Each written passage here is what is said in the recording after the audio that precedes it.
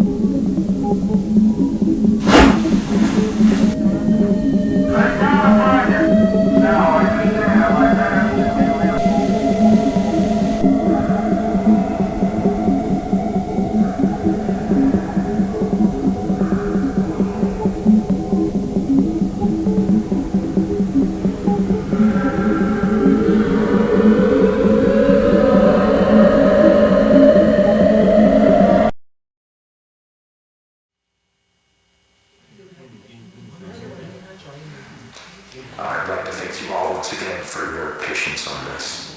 It has been a stressful 15 hours for all of us here, and while he cannot currently be with us, Dr. Beck sends his apologies regarding the numerous inconveniences caused by our decision to keep you here overnight. Now, it appears that the situation has reached a point of some stability. We're still looking into a few things, but I feel that we can now properly address what occurred without running into speculation. What happened last night should not have happened. Not here, not with us. What occurred was a gross misunderstanding that was the result of some severe information mismanagement. Even now, I believe most of you still have an incomplete idea of what took place last night. So before I fill you in, I need to address the fact that there has been information deliberately withheld from many of you on the project. Now, these choices were not made lightly and were done for only the best of reasons. However, I want to make it abundantly clear that following the events of last night, it has been proven to us that that method of conducting ourselves was not viable. So, I'm coming to you now to correct this mistake and begin delivering the authentic order of events as we understand them. On the morning of March 1st, a team of 4 researchers was sent into the complex to conduct their routine layout analysis. George Levy, Marvin Lee, Ronald McCarthy, and Peter Tench. At around 12:25 p.m., the group realized that they had lost track of Tench while traversing the previously accessed branch of hallways. As you'll recall, this prompted an immediate withdrawal of response back to standard, followed by several days of significant search efforts.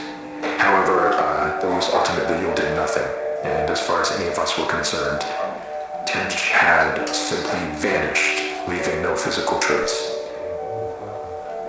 Now, for obvious reasons, that wasn't something that we could disclose to the public, so roughly 2 weeks following his disappearance, our security team was forced to put together a more acceptable cause of death that would keep attention away from this institute and provide closure to the family. So that that is all close to common knowledge, I presume. Not all of you were with us at the time of the incident, however, you're certainly aware of the effects it has had on our internal procedures over the past few months. Regardless, that was where Tench's involvement in this came to an end. Or, at least, that's what we assumed. Because on May 8th at approximately 5:30 p.m., a motion alert was sent out from the complex, which was closed off at the time. One of our senior engineers was sent down to assess the situation and discovered a male dressed in hazard gear who we were able to identify as Peter Tench. Immediately following this discovery, Tench was moved to a secure room on this floor where, over the following days, a select group of doctors were able to administer a panel of tests in order to determine what had happened to Peter in the 2 months he had been gone. Those tests yielded very little useful information. By all measures, Peter appeared to be in excellent health. However, we were still provided one very useful tool in understanding how the situation unfolded from his perspective. Some of you may recall that on the day of his disappearance, Tench was his team's designated camera operator. Well, when we recovered him, he still had that camera in his possession, and in fact had documented the entire ordeal. The footage will be presented in its entirety later today. However, for the purpose of this discussion, I will only be highlighting key events.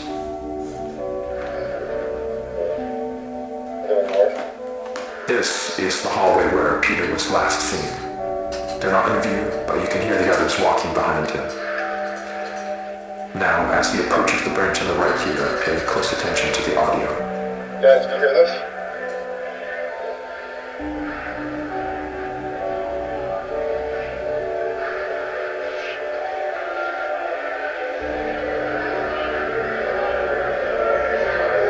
Guys, can you hear this? Hey! Now, I'd like to save the discussion for afterwards, but what you just saw is what we believe to be the moment that Peter was instantaneously transported 2 months forward in time. Following that abrupt flash you just saw, Tench proceeds back out into the hallway in search of his team, but is without any indication of their presence. The next 30 or so minutes of the tape follow a fairly panicked Tench as he attempts to navigate his way back to the threshold. He does obviously find his way back. However, the threshold appears not as he knows it, but as it appeared on the date of May 8th.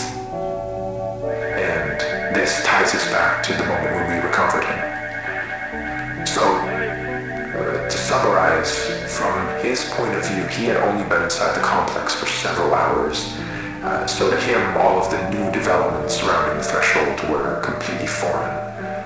Luckily, though, as I already mentioned, there were people available to manage the situation as it unfolded.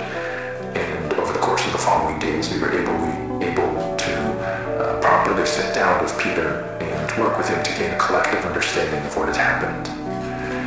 However, there was still the very significant fact that Mr. Tench was considered legally deceased as a result of the cover story, and reversing that would be no easy feat. He understood this and was willing to cooperate while we looked for a way to reintegrate him without raising suspicion. Unfortunately, though, that process ended up taking quite a bit longer than we had anticipated, and all the while Peter was sucked out here waiting idly by. We did our best to keep him engaged, but it is hard to combat the effects of prolonged sensory deprivation on the human brain, and as a result, Peter's mental state took a toll.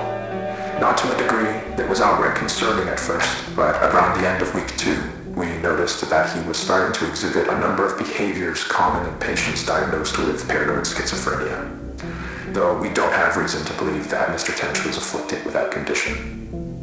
Whatever the case, while he didn't express it outright, from what we could gather, he appeared to have deluded himself into believing that he was still inside some sort of illusion created by the complex, and that we were secretly looking to do him harm. This all came to a head on the night of the 22nd, when, while Tench was finally about to be transferred to a temporary above-ground residence, he broke away from us and using stolen credentials, forced his way back into the complex where he would go undiscovered until just last night, when he ambushed and violently attacked Team B in room 14C, leaving Dr. Bloom in critical condition. We can presume that during the 2 or so days Temp spent in the complex, he let go of the idea that he could somehow escape through an alternate threshold, but still held on to the belief that all of us here were working to trap him in some way, despite our actions saying exactly the opposite. Immediately after firing a single shot from the Remington 870 to Dr. Bloom's side, Tench fled the scene and headed to the Threshold outpost, where he would turn the weapon on several more of you while progressing into Standard and through the lower offices. Given the abrupt and chaotic nature of the unfolding situation, it took our security team several moments longer than it ideally should have to figure out what was happening. But thankfully, while Tench was passing through one of the empty labs next to storage, Dr. Maxwell was able to act quickly and managed to disarm him, accidentally discharging the weapon into the ceiling in the process, though. However, Tench still managed to avoid apprehension, fleeing into the maintenance wing and evading our security staff by taking the freight elevator to the surface. Now, this situation could have played out very badly, given the potential number of witnesses around the building at the time. But, luckily for everyone involved, as far as we can tell, Tench was not noticed as he exited the property. Around 5 minutes later, our security team made it to the ground floor and began a thorough sweep in the direction of the hillside where cameras had last observed Tench. Now, there's no easy way to say this other than to just say it. I am terribly sorry to inform you all, but Mr. Tench was found deceased halfway down the hillside. The result of an extreme blow to the head.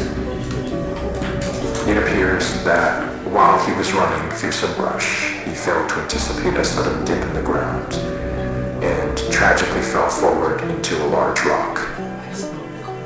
Given the circumstances, it was not something any of us could have anticipated or prevented.